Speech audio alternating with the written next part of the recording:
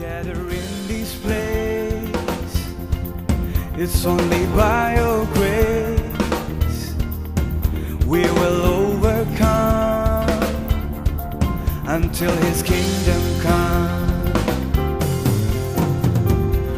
Not because of who I am in the past, it's all because of your love for me and surpass.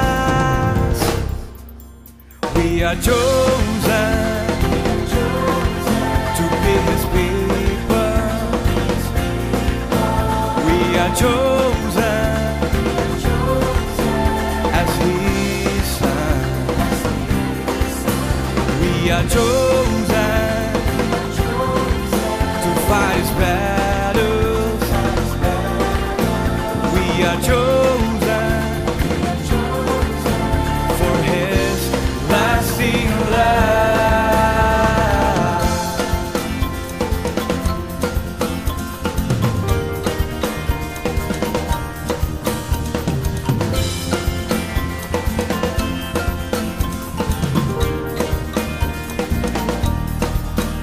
Gather in this place, it's only by your grace. You have taken us, you have sheltered us. Gather in this place, it's only by your grace. We will overcome until His kingdom comes. Not because of who I am in the past, it's all because of your love for me unsurpassed. We are chosen to be His people. We are chosen as His sons. We are chosen to fight His battles. We are chosen for His lasting love.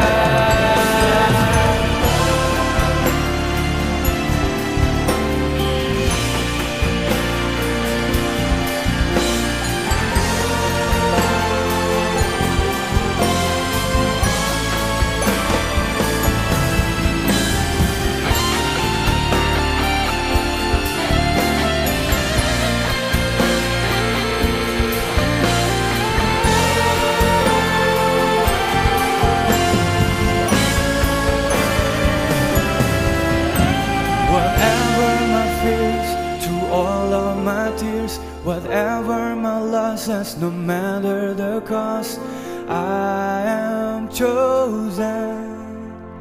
I am chosen. Whatever my fears, through all of my tears, whatever my losses, no matter the cost, I am chosen. I am chosen. Whatever my fears, through all of my tears, whatever my losses, no matter the cost, I am chosen. I am chosen. Whatever my fears, through all of my tears, whatever my losses, no matter the cost, I am chosen.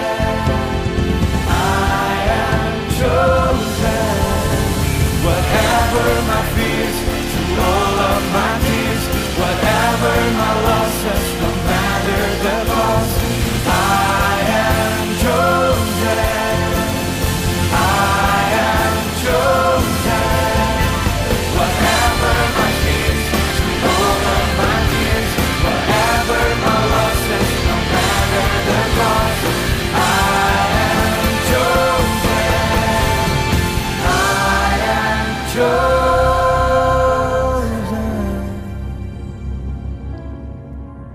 We are chosen.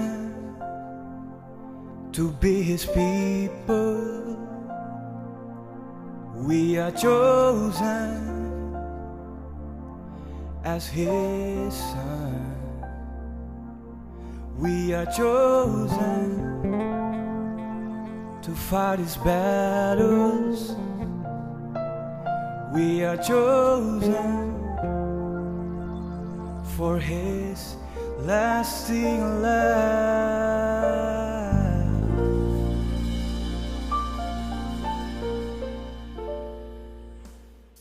Shalom saudara-saudari, bagaimana keadaan Anda hari ini? Saya berharap kita semua sehat dan tetap bersuka cita di dalam Tuhan. Tema kita bulan ini adalah Be Devoted to One Another in Love. Meskipun saat ini kita sedang menerapkan social distancing, tapi saya percaya kita bisa terkonek secara spiritual. Kita bisa saling mengasihi, kita bisa saling berbagi dengan cara apapun, bahkan kita bisa saling berdoa melalui media-media digital yang ada. Seperti saat ini, kita bisa beribadah bersama melalui live streaming YouTube bersama GKDI Tangerang. Sebelum kita memulai ibadah pada hari ini, ada beberapa hal yang ingin saya sampaikan kepada kita semua. Yang pertama, kita akan mengadakan perjamuan kudus. Oleh karena itu, mari kita mempersiapkan roti dan anggur di rumah kita masing-masing. Yang kedua, kita akan memberikan persembahan kasih. Persembahan dapat langsung ditransfer di rekening yang tertera di layar Anda. Yang ketiga, mari kita datang, kita fokus untuk menyembah Tuhan, dan juga kita mau beribadah bersama dari awal hingga berakhirnya. Sekali lagi, atas nama Gereja Kristus di Indonesia, Jemaat Tangerang, kami mengucapkan selamat hari Minggu dan selamat beribadah. Tuhan Yesus memberkati.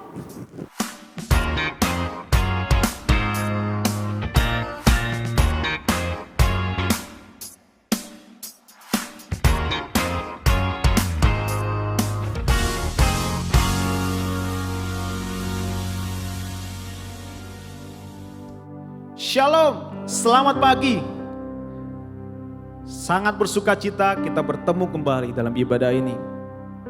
Dan saya mengajak kita semua untuk bersama-sama membaca firman Tuhan di Mazmur 65. Dimulai ayat pertama sampai dengan ayat yang ke-13. Firman Tuhan berkata, nyanyian syukur karena berkat Allah untuk pemimpin biduan Mazmur Daud nyanyian.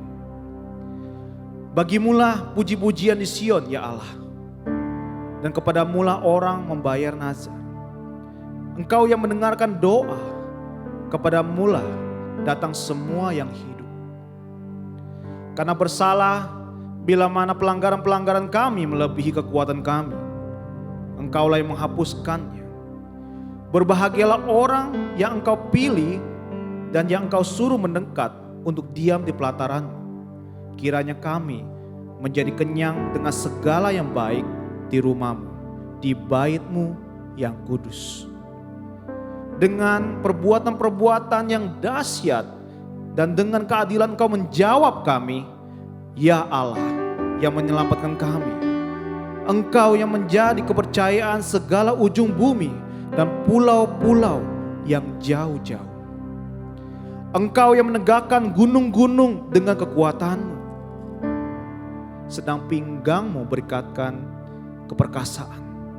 Engkau yang meredakan deru lautan, deru gelombang-gelombangnya, dan kegemparan bangsa-bangsa.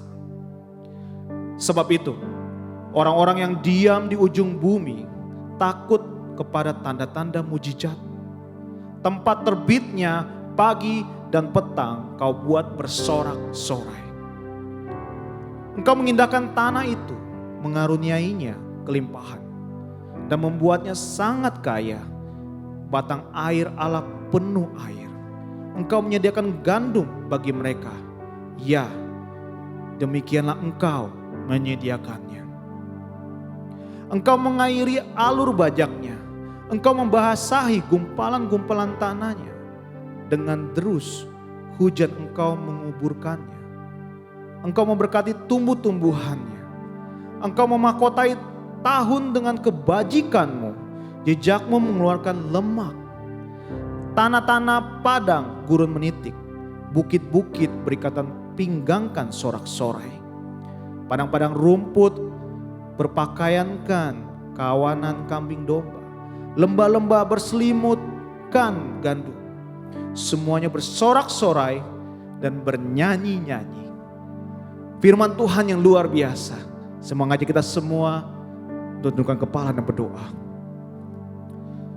Bapa kami yang bertahta dalam kerajaan surga, kami bersyukur Tuhan atas perlindungan yang Kau berikan pada kami. Atas kebaikan demi kebaikan. Atas kesetiaan Engkau Tuhan sampai hari ini Tuhan.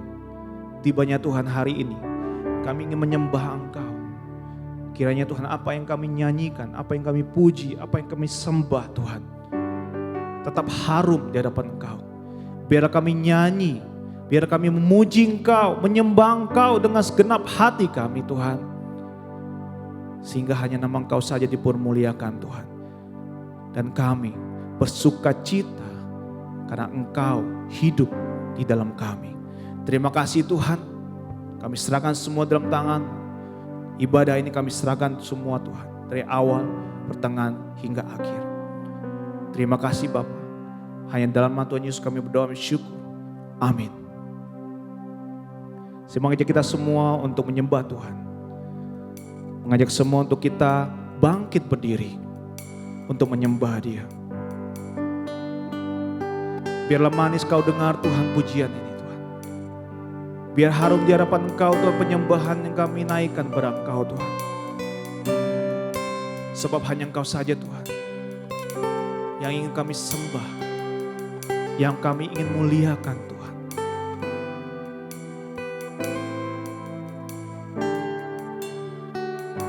Sama-sama kita nyanyikan. Ya Tuhan. Ya Tuhanku, aku hendak bernyanyi bagimu selama ku hidup. Ya Allahku, ya Allahku, aku hendak bermazmur bagimu selagi ku ada. Inilah yang kurenungkan Tuhan. Inilah yang kurenungkan setiap waktu. Inilah nyanyian pujian kami Tuhan. Nyanyian pujian dan kepadamu.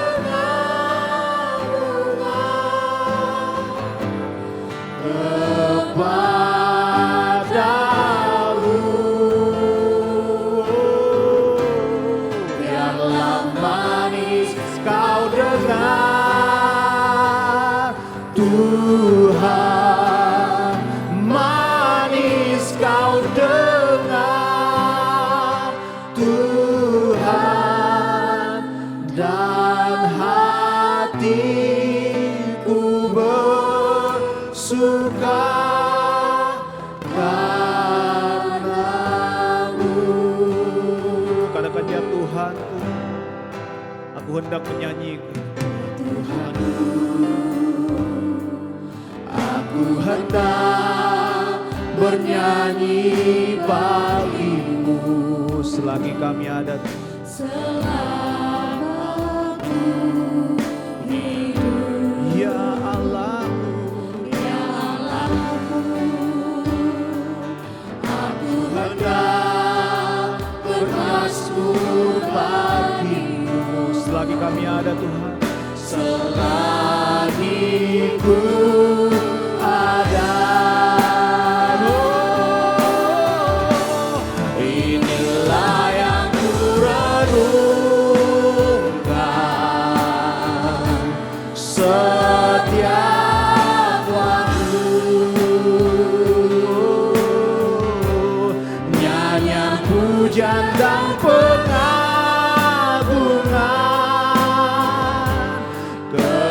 kepada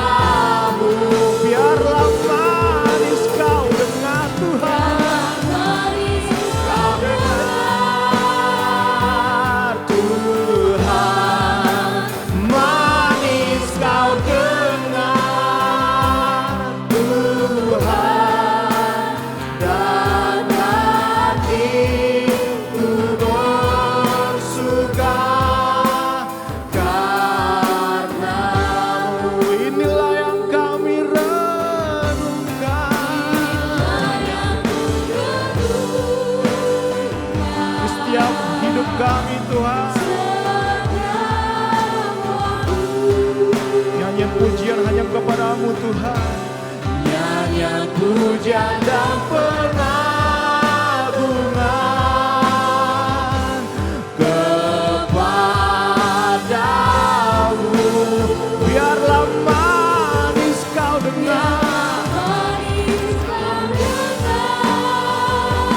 Tuhan, manis kau dengar, Tuhan, dan hatiku bersuka karena-Mu.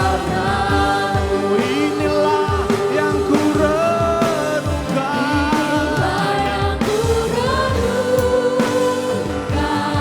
setiap waktu kami Tuhan. Nyanyian pujian dan pengagungan kepadamu. Biarlah manis kau dengar,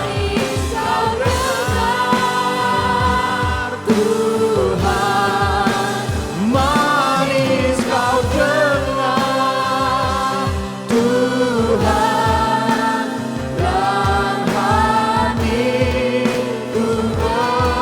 hatiku bersuka, dan hatiku bersuka, dan hatiku bersuka karena-Mu. Tepuk kebaikan Tuhan kita. Engkau Allah yang baik Tuhan. Engkau Bapa yang setia. Kami ingin menyembah Engkau Tuhan. Lebih dalam lagi Tuhan. Karena kesetiaan Engkau Tuhan. Karena rasa syukur kami kepada Engkau. Sebab Engkau Bapa yang setia. Engkau Bapa yang mulia. Katakan sama-sama. Mari kita menyembah. Bapa, Kau setia. Bapa, Kau mulia. Tenanglah jiwaku, aman bersamamu.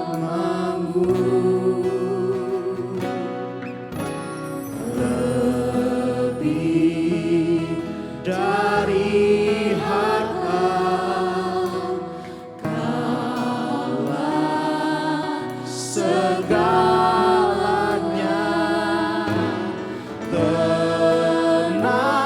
Tenanglah jiwaku dalam hadirat-Mu.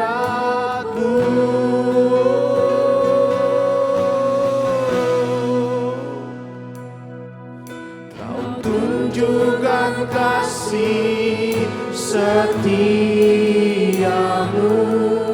Kau menyediakan yang ku perlu. Kau setia, Kau mulia, dulu, sekarang, dan selamanya. Kau tunjukkan kasih setiamu. Kau menyediakan yang ku perlu. Kau setia, Kau mulia, Bapa, Kau setia. Mari kita menyembah Dia. Katakan Bapa. Bapa, Kau setia. Bapa, Kau mulia. Tenanglah jiwaku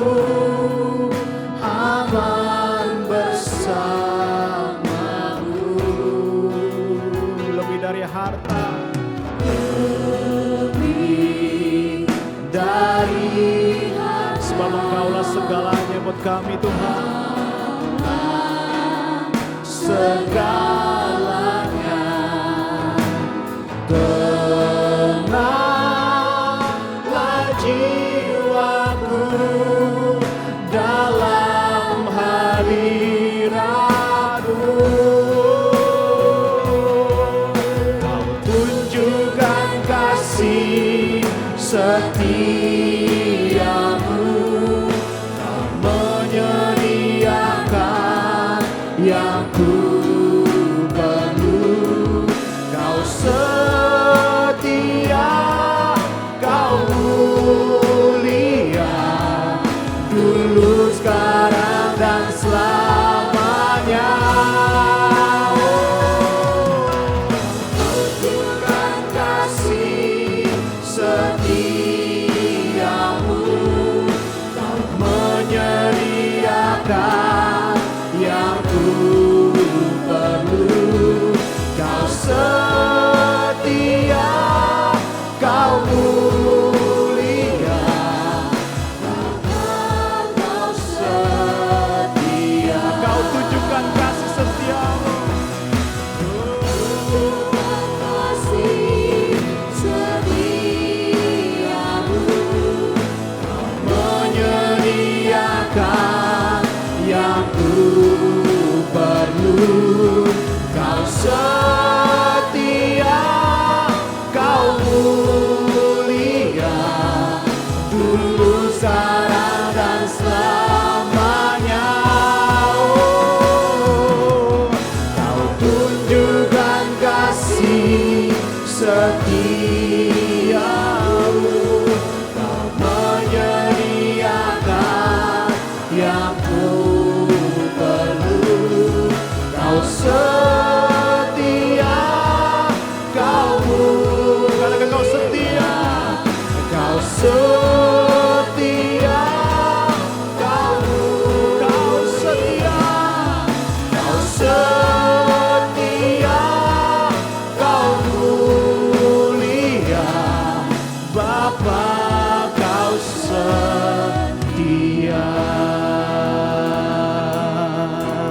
Tepuk tangan untuk kebaikan Tuhan, kesetiaan. Terima kasih Tuhan. Selamat hari Minggu. Semangat kalau hari ini kita boleh berkumpul sama-sama, walaupun di rumah kita masing-masing. Dan saya percaya kita semua lagi semangat, kita sehat selalu di bawah lindungan Tuhan. Dan saya mau mengajak kita semua, sebelum kita mendengar pelajaran ini, mari kita tundukkan kepala dan mari kita berdoa bersama-sama. Mari kita berdoa. Tuhan, Bapa di surga, sangat bersyukur kalau pada hari ini kami semua di tempat kami masing-masing, di rumah kami masing-masing, kami berkumpul dengan keluarga kami, dengan anak dan istri kami, dan kami mau memuji Engkau Tuhan. Dan kami bersyukur Tuhan, biarlah hari ini apa yang kami belajar bisa menambahkan iman kami lagi, menambahkan semangat kami lagi, menambahkan sukacita kami lagi buat Engkau Tuhan. Kami mau berdoa supaya senantiasa firman yang kami dengar senantiasa tidak berkurang nilainya, tetapi selalu menambahkan iman dan keyakinan kami. Biarlah semua yang disampaikan oleh hamba-Mu ini betul-betul datang hanya daripada Engkau saja.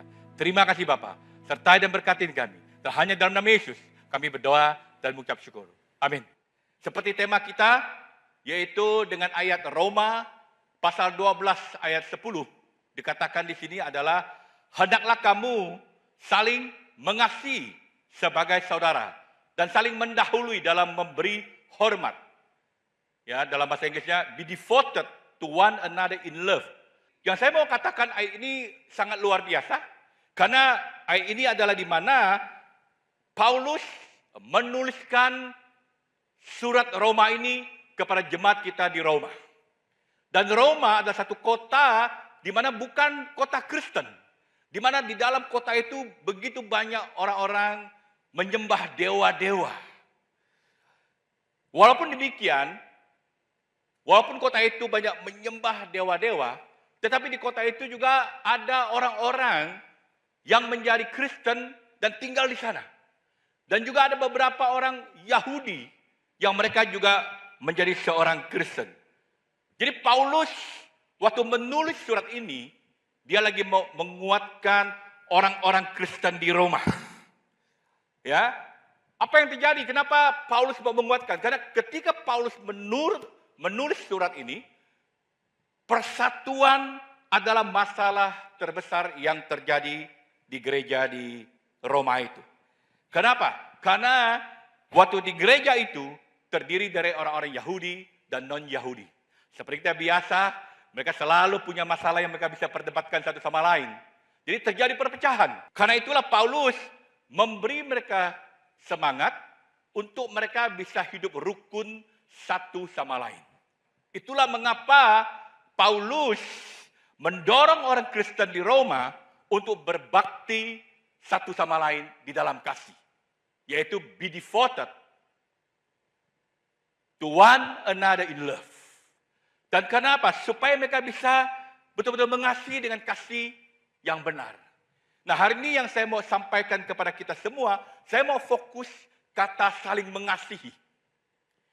Dan saya mau hari ini mengajak kita untuk melihat apa sih sebetulnya yang Yesus ajarkan tentang kita saling mengasihi satu sama lain. Yohanes pasal yang ke-13, di ayat ke-34 dan 35. Dikatakan di sana, aku memberi perintah baru kepadamu, yaitu supaya kamu saling mengasihi sama seperti aku telah mengasihi kamu. Demikian pula kamu harus saling mengasihi. Dengan demikian semua orang tahu bahwa kamu adalah murid-muridku, yaitu jikalau kamu saling mengasihi. Jadi ini ayat yang kita sudah sering baca, ayat yang kita sudah tahu banyak, tapi hari ini saya mau mengajak kita melihat ayat ini jauh-jauh lebih ke dalam. Tapi sebelumnya, saya mau menanya kepada kita, brother sister, apa hari ini yang mendefinisikan kita sebagai seorang Kristen atau murid Yesus? Saya tahu mungkin hari kita berpikirnya banyak hal, tetapi mungkin hari kita bisa mendefinisikan Kristen itu adalah karena misi kita untuk mencari dan menyelamatkan yang hilang. Atau kita bisa bilang bahwa misi kita adalah tentang tata cara ibadah kita yang semangat, yang luar biasa, yang orang akrab fellowship-nya. Apapun definisi kita tentang seorang Kristen, tetapi ada yang seharusnya mendefinisi kita lebih daripada hal lain yang harus bisa betul-betul bisa membedakan kita adalah kasih. Di mana kita hidup di dalam kasih persis yang Paulus katakan di kitab Roma, be devoted to one another in love. Kita mengabdi satu sama lain di dalam kasih. Itulah yang harusnya terjadi waktu kita bilang bahwa kita adalah seorang murid Yesus. Kalau kita bilang kita seorang Kristen, kita nggak punya alasan untuk tidak bisa mengasihi satu sama lain. Nah, hari ini saya mau kita lihat apa sih yang kita bisa belajar dari kitab Yohanes pasal yang ke-13 ini. Saya ada 2 poin. Poin yang saya pertama adalah mengasihi dengan jenis kasih yang baru. Karena dikatakan di sini, di 34 aja dibilang, aku memberikan perintah baru kepadamu, yaitu supaya kamu saling mengasihi. Berdasarkan ayat inilah maka saya bilang, Tuhan hari ini mau kita mengasihi dengan jenis kasih yang baru. Nah, waktu kita membaca ini sesuatu yang menarik. Mengapa Yesus bilang mengasihi satu sama lain itu adalah perintah yang baru? Padahal kita tahu perintah mengasihi itu bukan sesuatu yang baru. Mari kita lihat.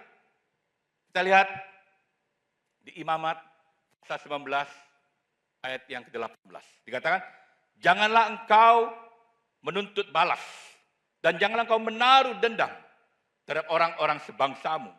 Melainkan kasihlah sesamamu manusia seperti dirimu sendiri. Akulah Tuhan. Jadi bayangin Imamat pun bilang kan, melainkan kasihilah sesama manusia seperti dirimu sendiri. Jadi sekali lagi saya mau bilang, bagaimana Yesus bilang ini adalah perintah baru. Bahkan sebelum Yesus datang ke bumi, belum datang ke dunia, ini sudah ada. Jauh sebelumnya, sudah ada. Enggak ada yang baru. Tapi hari ini saya mau kita lihat apa maksud Yesus kalau dibilang mengasihi itu adalah sebuah perintah yang baru. Yang menarik, saya menemukan ada dua kata Yunani yang bisa digunakan Yesus untuk menggunakan kata baru itu sendiri. Ya, yang pertama baru itu bisa menggunakan kata neos.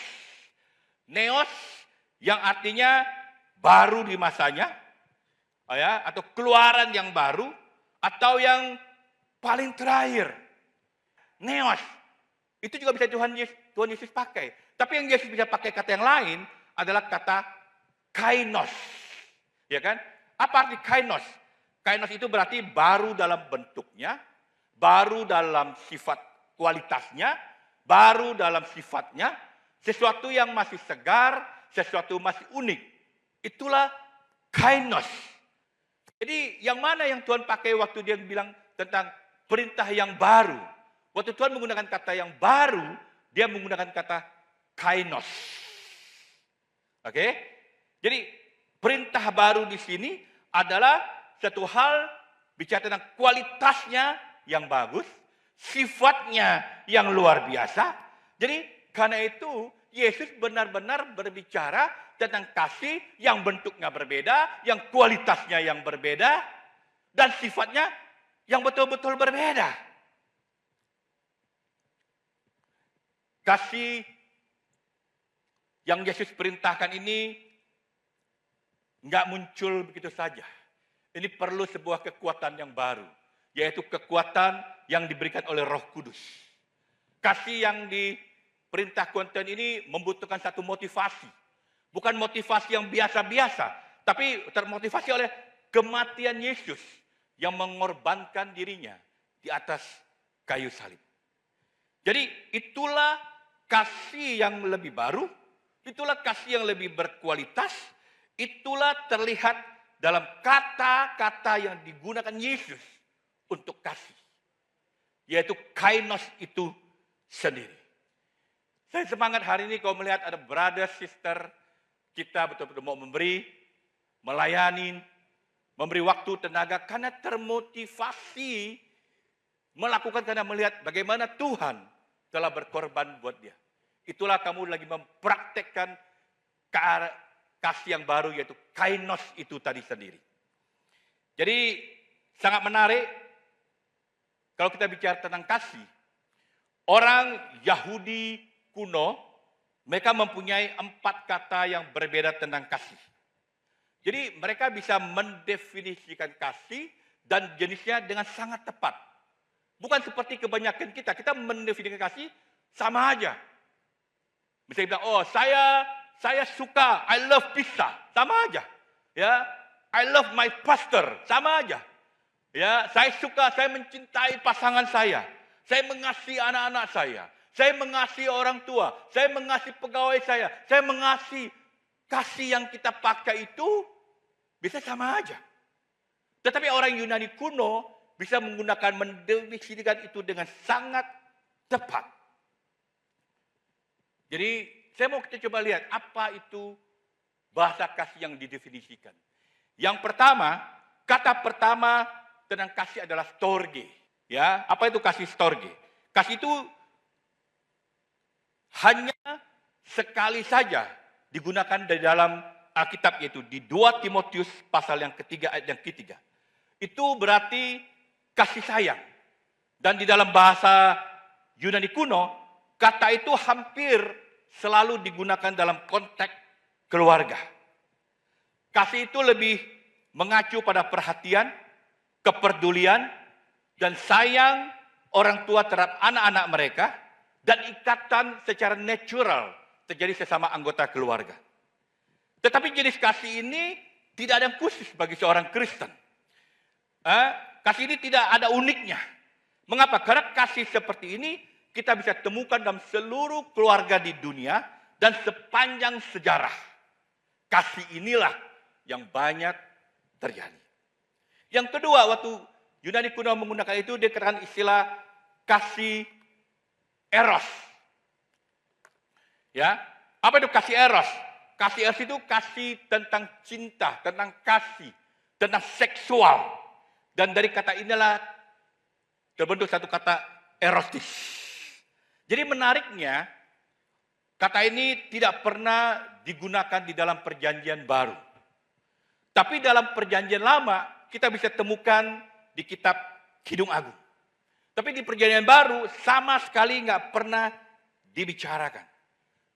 Nah, kebanyakan kita mungkin kita banyak menggunakan kata eros ini dalam kehidupan kita. Itu yang kedua. Yang ketiga, yaitu kasih philia. Nah, kasih yang jenis ini, kasih yang banyak ditemukan di dalam Alkitab. Ini adalah kata umum untuk kasih. Ini ada artinya kasih persahabatan. Dan mencakup sebuah hubungan, ikatan, itu kepentingan bersama, kesenangan bersama. Kasih ini biasanya yang dimaksudkan kalau kita mengatakan, wah saya suka orang itu, saya menyukai dia, saya bisa klik kalau ngobrol sama dia. Nah itulah kata philia dipakai sebetulnya. Amin. Dan karena kasih ini bicara tentang persahabatan, tentang kerjasama, tentang berbagi, maka kata ini sering diterjemahkan sebagai kasih persaudaraan di dalam perjanjian baru. Nah, brother sister, jemaat, ada 3 kasih ini. Nah, di dalam 3 kasih di sini nggak ada yang salah. Mereka mempunyai tempatnya masing-masing dan kita harus bersyukur karena ini pemberian Tuhan. Kita bersyukur, kita berterima kasih karena kita bisa menerima, kita bisa menikmati apa yang Tuhan berikan kepada kita. Tetapi ketika Yesus memanggil kita untuk saling mengasihi di dalam jemaat, dan kasih yang diperintahkan Yesus itu bukan kasih jenis ini. Amin. Nah kita lihat apa jenis kasih yang Yesus mau sampaikan kepada kita waktu dibilang saling mengasihi. Dan ini adalah perintah yang baru ini. Nah kita tahu kasih yang keempat itu adalah agape. Amin. Agape adalah kata kasih yang jarang, bahkan mungkin hampir nggak pernah digunakan oleh orang-orang Yunani kuno. Dan sejauh ini justru kata kasih ini yang paling sering digunakan dalam Alkitab. Dan kasih inilah yang Yesus perintahkan, yaitu kasih agape. Jadi sangat menarik, walaupun agape bukanlah konsep yang umum di dunia Romawi pada abad yang pertama, tapi orang-orang Kristen di abad pertama, mereka sudah mengadopsi kasih agape ini. Dan mereka menggunakannya, dan mereka menggambarkan satu jenis kasih untuk Tuhan berikan kepada kita. Dan jenis kasih yang Yesus mau orang Kristen punya orang hari ini, yaitu agape tadi itu. Wow, ini luar biasa betul. Itulah mengapa Tuhan bilang dia memberi kasih atau perintah kasih yang baru adalah agape. Ini artinya brother sister, Tuhan gak mau kita cuma praktekkan philia. Tuhan gak mau cuma kita bilang tentang eros. Tuhan gak bilang kita storge. Tapi Tuhan mau kita bisa mempraktekkan kasih agape itu sendiri. Nah, kasih agape itu adalah kasih yang tanpa syarat. Ini ada sebuah kasih yang tidak bergantung pada bagaimana perlakuan orang lain terhadap kita. Tetapi kasih agape adalah sangat bergantung pada pilihan kita sendiri untuk bagaimana kita mau memperlakukan orang lain itu. Jadi menarik. Ya bukan kamu baik, aku baik, kamu jahat. Enggak. Jadi apapun kamu mau baik, mau jahat, aku akan mengasihi kamu dengan kasih yang agape itu. Kenapa disebut perintah? Karena ini adalah sebuah kepatuhan. Ini adalah masalah kesetiaan rohani kita. Jadi kalau hari ini kita tidak mau mengasihi satu sama lain, itu artinya kita tidak mempraktekkan perintah Tuhan. Itu artinya kita nggak mau taat kepada perintah Tuhan. Saya tahu hari ini banyak orang bermasalah dengan ide bahwa kasih itu diperintahkan. Karena hari ini banyak orang Kristen sendiri punya pandangan yang keliru tentang kasih itu sendiri. Karena itulah mereka berpikir kasih itu nggak bisa dipaksakan. Kasih itu nggak bisa diperintahkan. Karena seringkali kita mau melihat kasih hanya sebagai satu respon kita terhadap orang lain. Makanya nggak gampang untuk mengasihi orang seperti yang Yesus perintahkan. Kalau kita lihatnya respon orang lain. Saya masih ingat awal-awal saya jadi murid Yesus. Ada satu orang teman di kantor saya ajak dia datang gereja, belajar firman Tuhan. Belajar saya semangat. Sudah belajar sampai dosa. Ternyata itu dosa banyak banget dosanya. Waktu sampai dalam pertobatan dia berhenti belajar. Dia nggak mau bertobat. Tapi efeknya karena dia nggak mau tobat, setiap kali kita bertemu di kantor, dia suka ngejek. Dia suka, nggak tahu, dia suka ngejek lah. Gunakan kata-kata nggak enak. Saya lama-lama, saya nggak tahan. Saya masih ingat, saya begitu nggak tahannya. Ada satu hari saya tarik kerah bajunya. Saya bilang, boleh nggak kamu nggak lakukan lagi? Saya bilang, kalau saya bukan murid Yesus, saya udah nggak tahu apa yang terjadi pada kamu. Itu karena darah dukunnya lagi naik. Darah Yesusnya lagi rendah. Dan saya masih ingat. Saya bilang, saya nggak mau lakukan karena saya murid Yesus. Saya bilang, saya sorry. Aku saya lakukan itu. Akhirnya, saya lebih tenang. Saya lega karena saya lakukan itu. Akhirnya saya bisa say sorry sama dia. Dan kita bisa jadi teman. Dan kita bisa akrab sampai pada akhirnya. Jadi lihat, nggak gampang memang. Kenapa? Karena tadi saya bilang, karena kasih yang Yesus perintahkan adalah bukan tentang perasaan. Karena itu kita nggak bisa memerintahkan sebuah perasaan.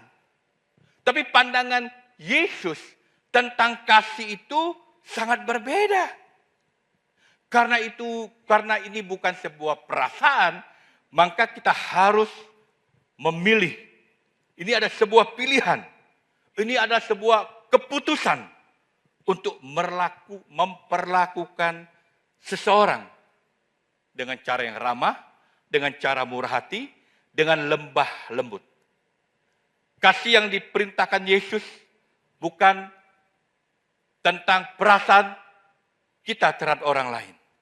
Tetapi bagaimana kita mau memperlakukan orang lain. Ini enggak tergantung apa yang orang perlakukan kepada kita.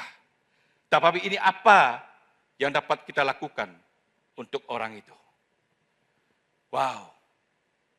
Brother sister, inilah perintah kasih Yesus kepada kita.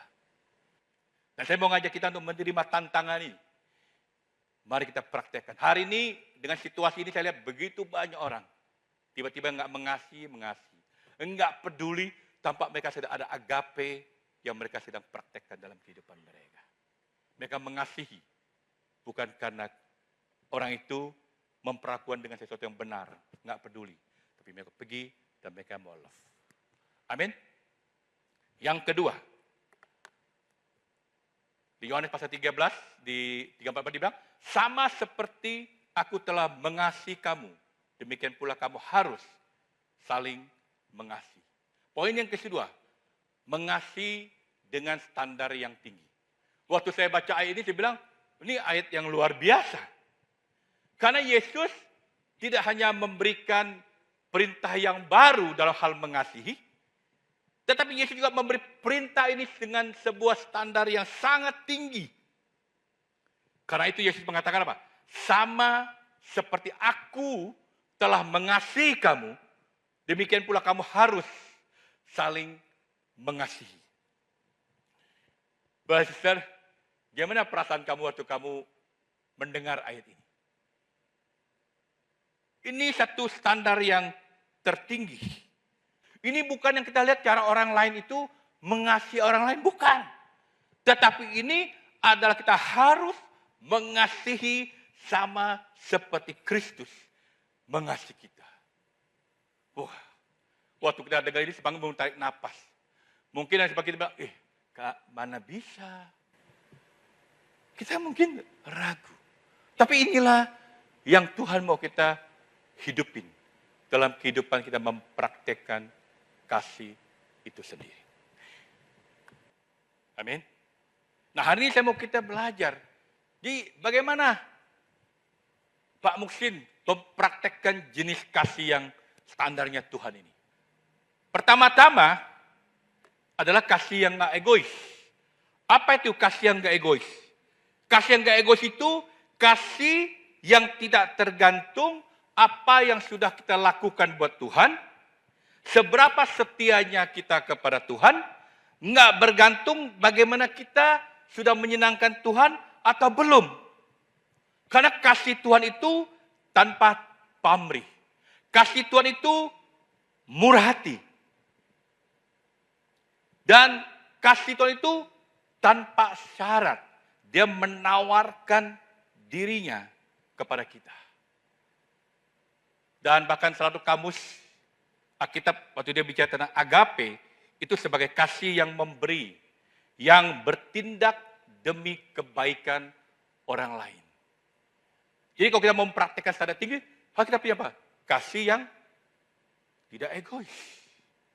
Kita mengasihi bukan karena dia berbuat baik sama kita. Karena memang kita mau mengasihi. Karena sebagai seorang murid Yesus, kita harus mengasihi.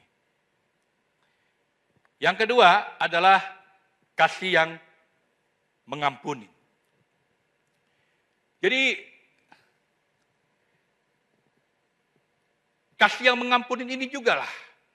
Kalau kita lihat di apa yang Paulus tulis di 1 Korintus pasal yang ke-13. Dikatakan kasih itu tidak menyimpan kesalahan orang lain. Itu luar biasa menurut saya. Jadi kasih ini, jenis kasih ini tidak mengukur seberapa pantasnya kita dikasih. Kasih ini nggak ada seorang pun bisa menggambarkannya dengan tepat. Tentang kasih yang mengampuni orang lain, selain daripada apa yang Yesus lakukan waktu di atas kayu salib. Tuhan, ya Bapa, ampunilah mereka, karena mereka nggak mengerti apa yang mereka lakukan. Jadi, kalau kita mau mempraktekkan kasih ini, kasihlah yang kita mau mengampuni. Amin. Yang ketiga, kasih yang berkorban. Jadi, ini juga merupakan kasih di mana kita rela berkorban. Kasih ini nggak cuma sekedar memikirkan orang lain. Kasih ini nggak cuma sekedar hanya kita mengampunin. Tapi kasih ini apa? Kita mengesampingkan diri kita sendiri demi kepentingan orang lain. Itulah standar tinggi yang Tuhan mau kita praktekkan di dalam kasih. Saya mau tanya kepada kita, brother sister. Mungkin kita sudah lama jadi murid Yesus. Kita sudah lama jadi Kristen. Tapi sebenarnya apakah kasih kita bertumbuh dalam 3 hal ini? Kasih yang tidak egois, kasih yang kita gampang mengampuni, kasih yang kita enggak cuma mikirin diri kita sendiri, kita rela lakukan buat orang lain. Yang penting orang itu bisa menikmatin dan dibantu. Jenis kasih inikah yang sudah kita praktekkan dalam hidup kita sebagai murid Yesus satu sama lain? Saya suka ada seorang C.S. Lewis, dia bilang begini, mengasihi sepenuhnya berarti menjadi rapuh dan rentan. Mengasihi apapun, hati kamu pasti akan sakit dan mungkin dibuatnya hancur. Jika kamu ingin memastikan hatimu tetap utuh, kamu jangan memberikan hatimu kepada siapapun. Bungkus dia dengan hati-hati, dengan hobi kamu, dengan sedikit kemewahan yang kamu punya makan. Hindari semua penghalang, kunci dengan aman dalam peti keegoisan kamu. Tetapi dalam peti itu aman memang. Gelap, enggak tergoyangkan. Kedap udara. Hati itu enggak akan rusak. Hati itu enggak akan hancur. Tidak bisa ditembus. Tidak dapat ditebus. Satu-satunya tempat di luar surga di mana kamu dapat benar-benar aman dari semua bahaya kasih adalah neraka. Wow. Waktu saya baca ini, saya merinding. Kenapa? Ini berarti tidak ada tempat lain untuk orang yang tidak mau mengasihi selain neraka. Brother sister, yang namanya mengasihi sakit memang. Yang namanya mengasihi, kadang-kadang orang tidak merespon dengan benar. Kadang-kadang kita mengasihi, orang menuntut, orang komplain, orang kritikal dengan cara kita mengasihi. Tapi itulah kasih. Tapi kalau hanya kita nggak berani, kita mengurung diri kita hidup dalam keegoisan kita. Dibilang, nggak ada tempat lain. Apalagi surga. Satu-satunya tempat untuk orang yang tidak mempraktekkan kasih yang Tuhan ajarkan. Itu cuman ada di neraka. Saya mau tanya Brother Sister, gimana hari ini?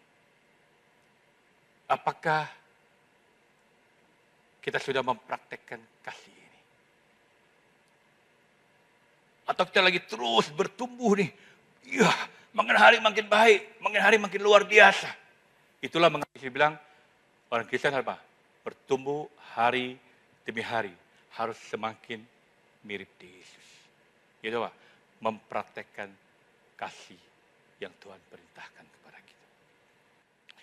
Saya ingin coba kita mengambil waktu, membayangkan saudara-saudari kita di gereja, di tempat kerja, di tempat mana kita berteman, bahkan di dalam keluarga besar kita sendiri. Coba kita pikir seseorang. Bukan orang yang kita gampang sayang, kita gampang mengasihi, bukan. Tapi saya mau kita berpikir tentang orang yang sulit banget dikasihi. Tentang orang-orang yang seringkali menguji kesabaran kita. Tentang orang-orang yang seringkali menguji karakter kekristenan kita. Tapi brother sister, apapun kondisi orang itu, cara dia memperlakukan kita hari ini, Yesus menyuruh kita untuk mengasihi orang itu. Amin. Nggak peduli bagaimana orang itu pernah melukai perasaan kita. Tapi Tuhan bilang kita tetap harus mengasihi dia. Nggak peduli seberapa orang itu pernah melukai hati kita. Tuhan bilang nggak peduli. Tuhan mau kita tetap mengasihi mereka. Mengasihi orang itu. Mengapa? Karena Tuhan ingin kamu dan saya mengasihi mereka. Seperti Kristus mengasihi mereka. Sama seperti Kristus mengasihi kita. Dan itulah yang harus kita terjadi.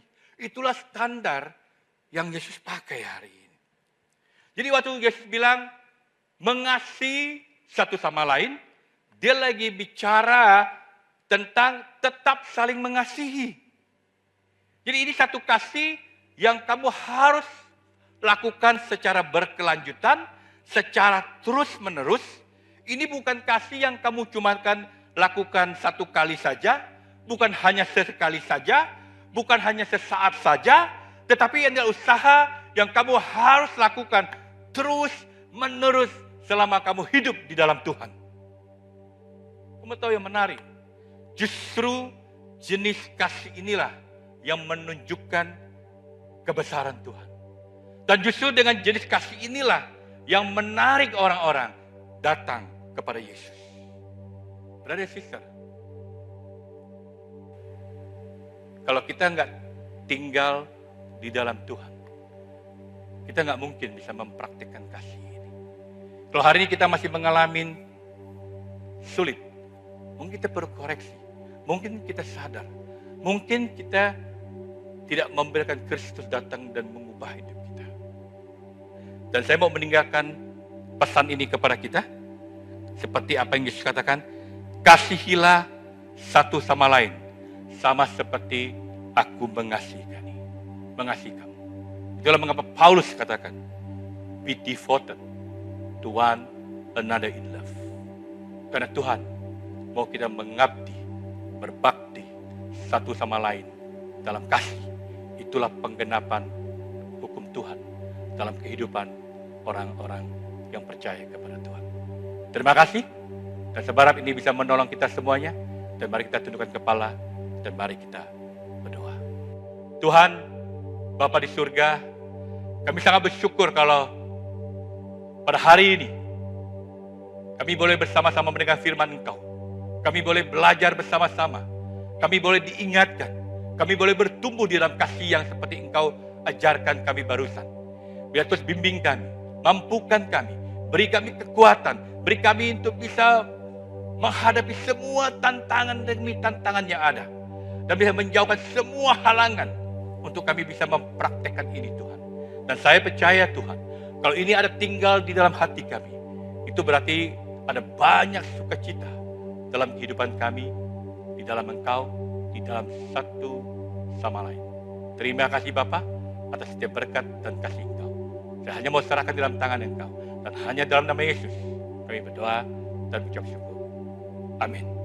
Satu khotbah dan pelajaran yang sangat luar biasa dari saudara kita Muksin, yang mengajarkan kita bagaimana memiliki kasih dengan standar yang tinggi. Saya percaya tentunya itu tidak mudah untuk kita lakukan di dalam kehidupan kita. Tetapi ketika kita mengalami agape-nya Tuhan, kita akan terus dimampukan untuk terus bisa mengasihi orang lain. Saya sangat tertusuk apa yang dikatakan tadi, bahwa kasih yang terus-menerus yang kita praktekkan kepada orang lain akan membuat orang lain bisa merasakan Kristus lewat perbuatan kita. Hari ini saudara-saudari, kita akan mengingat kembali kasih itu. Kasih yang sempurna, kasih yang mengalahkan segala kebencian dan kepahitan. Kasih yang mengampuni, kasih yang peduli, dan kasih yang tidak membenci akan menjadi satu dasar di dalam kehidupan kita. Mari kita mempersiapkan roti dan anggur sebelum kita mengadakan perjamuan pada pagi hari ini. Sambil kita mempersiapkan hati kita dan juga roti dan anggur, Song Ministry akan menyanyikan sebuah lagu untuk kita.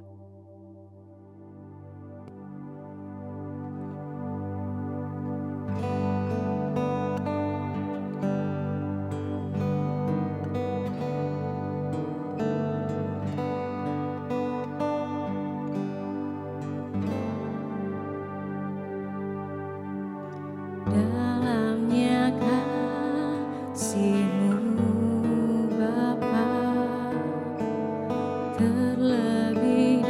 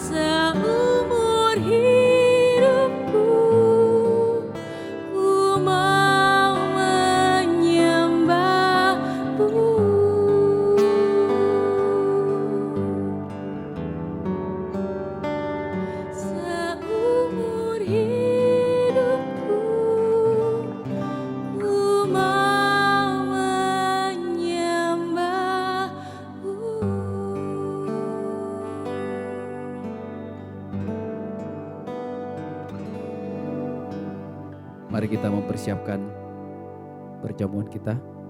Saya akan membacakan di 1 Korintus pasal yang ke-11, mulai dari ayat yang ke-23. Sebab apa yang telah kuteruskan kepadamu telah aku terima dari Tuhan, yaitu bahwa Tuhan Yesus pada malam waktu ia diserahkan mengambil roti, dan sesudah itu ia mengucap syukur atasnya. Ia memecah-mecahkannya dan berkata, "Inilah tubuhku yang diserahkan bagi kamu. Perbuatlah ini menjadi peringatan akan aku." Mari kita makan bersama-sama.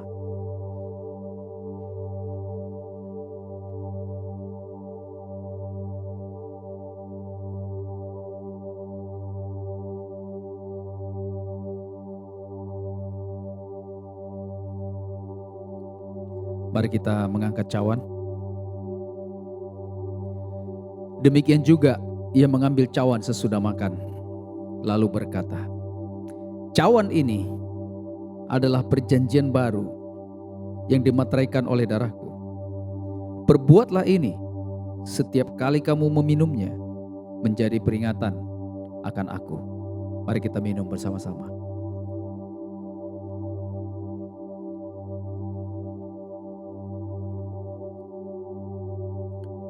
Sebab setiap kali kamu makan roti ini dan minum cawan ini, kamu memberitakan kematian Tuhan sampai Ia datang. Mari kita menundukkan kepala dan kita berdoa. Bapa di surga, terima kasih untuk kasih-Mu yang sempurna. Kasih-Mu yang mengajarkan kami untuk memiliki standar kasih yang berbeda dari dunia. Kami tahu Tuhan, di dunia banyak orang mengatakan mereka mengasihi, tetapi standarnya begitu terbatas. Engkau Tuhan memiliki kasih yang tidak terbatas, kasih yang sempurna, kasih yang melampaui segala akal. Dan itulah yang membuat kami merasa aman. Meskipun mungkin tidak mudah ketika kami mau mencoba mengasihi orang lain, dan orang lain membalas dengan tidak mengasihi, malah membenci dan mengejek kami. Tetapi kami belajar bahwa kasih bukanlah sebuah respon, bukanlah sebuah respon belaka, tapi kasih adalah sebuah perintah yang kami harus putuskan setiap hari di dalam diri kami, untuk kami boleh senantiasa memancarkan kasih Engkau kepada orang-orang di sekitar kami, kepada ribuan, jutaan, bahkan miliaran orang di seluruh dunia.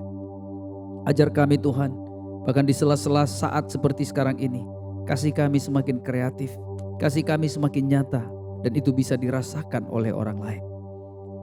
Sebentar juga Tuhan, kami akan mengumpulkan persembahan. Persembahan yang akan kami kumpulkan akan kami juga berikan dan kami salurkan untuk orang-orang yang membutuhkan. Kami berdoa Tuhan, agar Engkau menggerakkan hati yang mau memberikan pada hari ini, sehingga persembahan ini boleh berkenan kepadamu dan banyak orang mendapatkan berkat dan sukacita karena kasih-Mu nyata di dalam hidup mereka. Terima kasih Bapa di surga. Hanya di dalam nama anak-Mu Yesus Kristus kami berdoa dan mengucap syukur. Haleluya. Amin.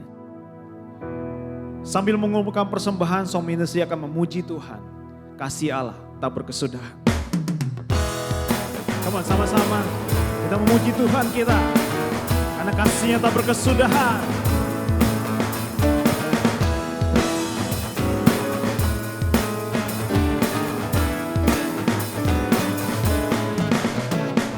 Kasih Allah tak berkesudahan, selalu baru setiap hari. Rahmat-Nya pun tak pernah berakhir seumur hidupku. Kasih Allah, kasih Allah tak berkesudahan, selalu baru setiap hari. Rahmat-Nya pun tak pernah berakhir seumur hidupku. Dengan sukacita ku kan menari, dengan sorak-sorai memuji, ku naikkan pujian haleluya, nyanyi bagi Dia Sang Raja, nyanyi bagi Dia Sang Raja, selamanya, selamanya ya. Haleluya. Kasih Allah tak berkesudahan. Kasih Allah tak berkesudahan, selalu baru setiap hari. Rahmat-Nya pun tak pernah berakhir seumur hidupku. Kasih Allah. Kasih Allah tak berkesudahan, selalu baru setiap hari. Rahmat-Nya pun tak pernah berakhir seumur hidup. Dengan sukacita, Dengan sukacita ku kan menari, dengan sorak-sorai memuji. Ku naikkan pujian, haleluya, nyanyi bagi Dia Sang Raja, nyanyi bagi Dia Sang dengan sukacita, Dengan sukacita ku kan menari, dengan sorak-sorai memuji.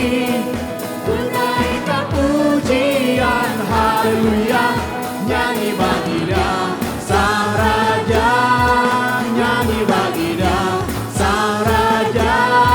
Selamanya, selamanya, selamanya, selamanya. katakan sama-sama. Selamanya. Amin. Kasih Allah tak berkesudahan. Kita akan menutup ibadah kita. Mari kita bersatu di dalam doa. Bapa kami yang bertata dalam kerajaan surga, kami bersyukur Tuhan atas semua kebaikan Engkau Tuhan. Atas semua penyertaan yang Engkau lakukan untuk kami Tuhan. Kami Tuhan berdoa untuk bangsa dan negara kami Tuhan. Kiranya Tuhan melalui situasi ini Tuhan, Engkau bekerja, Engkau melawat Tuhan. Yang terpenting adalah Tuhan, kami mau berdoa untuk yang berada di garda terdepan Tuhan, seperti dokter Tuhan, seperti perawat Tuhan, seperti orang-orang yang memberikan waktunya untuk membantu kita semua. Dan kiranya Tuhan, bagi pasien-pasien yang dirawat juga Tuhan, Engkau berikan kesembuhan Tuhan. Dan biarlah hanya Engkau saja yang Engkau bekerja Tuhan di dalam obat yang dia minum Tuhan. Di dalam setiap hal yang dilakukan pada saat dirawat Tuhan. Biarlah hanya Engkau yang bekerja Tuhan. Dan kami berdoa Tuhan, untuk setiap dari kami Tuhan, untuk kami tetap terjaga Tuhan dengan kesehatan, dengan stamina yang fit Tuhan, yang Kau berikan pada kami. Dan kami bersyukur Tuhan, sampai hari ini Tuhan, atas penyertaan Kau di dalam setiap waktu, setiap hidup kami Tuhan. Terima kasih Tuhan. Kami panjatkan pada Engkau Tuhan. Kami sangat bersyukur atas itu. Hanya di dalam nama Tuhan Yesus kami berdoa dan mengucap syukur. Amin. Selamat hari Minggu. Tuhan Yesus memberkati.